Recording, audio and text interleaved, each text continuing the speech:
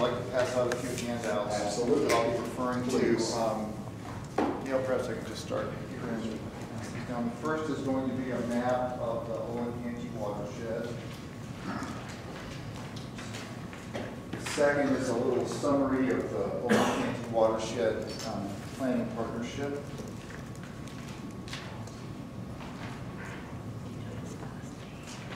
And Mr. Tignano, before you begin, I do want to, for the record, give your clear title as to who you are, if I may.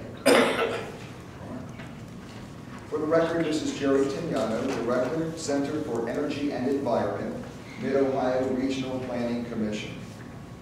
Thank you. And the third handout is an excerpt from the Balanced Growth Plan from the Chagrin River, showing the section of the plan having to do with the village of Gates Mills as representative of the type of output that these processes are. Yeah, it's a two-page. Oh, I'm sorry, we got the last page here. The rest of it all two-sided. Oh, we got to get the one.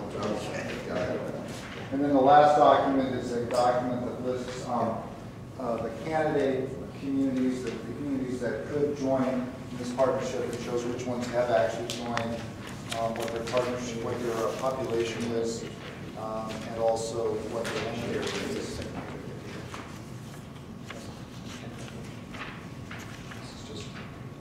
Yeah, this is what I used to make the two-sided copy.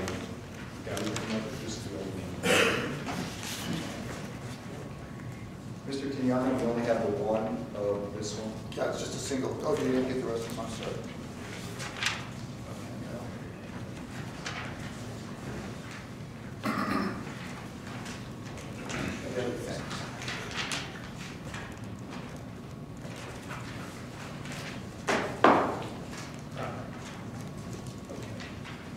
All right. Okay. I think you have everything. I'm here tonight to invite this township to join the Olentangy Watershed Balanced Growth Planning Partnership, to explain what it is, to tell you what we'll be doing, and then to leave it to you to decide whether you want to join or not. There's a few questions I think that highlight why Morpsey's engaged in this and why you may want to consider joining it. First, kind of at a very 30,000-foot level, I guess the initial question is why even care? Why care about this? I passed out a map of the watershed showing the various communities that are part of it, including Orange Township, which a little less than half of your land area falls within the Olentangy watershed. If our communities were islands and could exist entirely on their own, didn't really have to care about what happened outside of their borders, then there really would be no need for this planning partnership. There would be no care about anything that's happening upstream, or to worry about what people downstream think, or what your neighbors think, or who connects with you in terms of your transportation system. We've got an issue earlier this evening already about how transportation systems interconnect and how different townships have to interact and so forth. But our communities are not islands, and they do have to deal with each other, but they come out better when they do. And so this is one reason that we try to plan together. Another reason is that planning tends to lead to more efficient use of resources. When you are always responding to emergencies, you tend to spend more money than when you plan things out or prepare for the future. I can't say that's true 100% of the time, because sometimes you plan for things that don't happen, but generally speaking, it's basically cheaper to plan ahead rather than to constantly be responding to emergencies. That may tell you why we should plan, but then the question is why now? Why should we engage in this planning exercise now of all times? Well, there's a few reasons. First of all, generally speaking, the longer you wait to solve a problem, the more expensive it becomes. And there's numerous examples of this. But generally speaking, if you can plan ahead, do things in an orderly fashion, again, you can come out with a better financial result. More specifically, though, Morpsey believes and projects that our region, the 12 counties in which we operate and offer our services, will probably grow by about 500,000 people in the next 30 years, or the next 20 years, for various reasons. And we know it's coming. We think we'll do better planning for that growth than just kind of allowing it to happen. And finally, the last 18 months, here here in our community and nationally, I think have dramatically illustrated that the past may not be a safe guide to the future. A lot of things have changed, which suggests that this may be a good time to sit back, take a look around, and plan for the future. So why are we doing this on a watershed basis, since there's a lot of different ways that we can plan? Well, I think the central reason is that water is probably going to be the strategic resource of the 21st century. It happened just today that Governing Magazine had an article on their webpage, Southeastern Water Wars, about what's going on down in the Atlanta area and the water problems they're facing. In fact, their next watershed, there's actually a specific date when they know the water shortage is going to occur, July 17, 2012. Because it happens that that's when a federal judge has said that they must stop using Lake Lanier on that date, so they can see it coming. And water is a resource that will be increasingly short supply. I'm talking about clean, potable, plentiful water. In this region, we're very fortunate that we have a lot of water, but we can't take it for granted. The availability of clean, potable water, particularly in combination with our very productive soils that we have in this region, the moderate climate we have, the smart people, the good transportation system, indicates that this is a resource that we can plan around.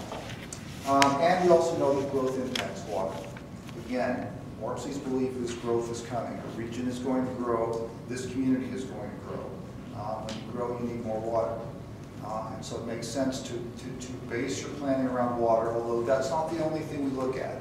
In fact, the approach we're taking is kind of interconnected, looking at water, looking at transportation, looking at land use, looking at population growth, looking at food systems, looking at energy systems, looking at the air quality issues that our region is going to be facing.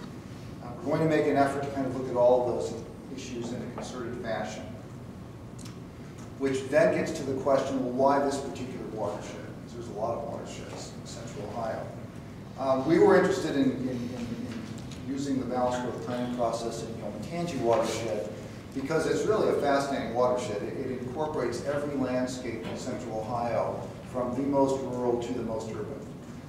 It's got pretty much all the demographics in this watershed.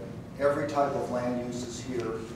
There's a major transportation corridor that parallels and in some instances directly adjoins the river, the Olentangy River. I'm talking about the 315-23 transportation corridor. There's some fabulous resources within the watershed, and one that comes to mind is Ohio State University, which can bring a lot of brain power to this project, including the Olentangy River research wetland, which is just north of campus. Now I want to indicate we are going to be doing planning in other watersheds as well, but we decided to lead balanced growth with the Olentangy watershed and kind of have the other watersheds follow along based on our experience here. So there's a lot of reasons to do planning in this watershed, but there's also some major constraints that we were facing in deciding how to proceed.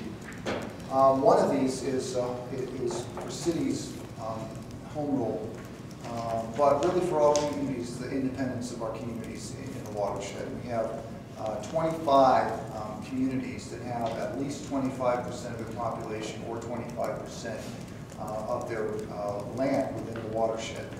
Home rule, community independence is deeply ingrained in Ohio, so we have to find a planning mechanism that honors that. Secondly, throughout the watershed and throughout our state, there's great interest in protection of private property.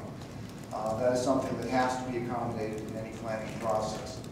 And as we look at private property rights, we think it's important to look at both aspects of property rights. One aspect which gets a lot of attention is what do you own?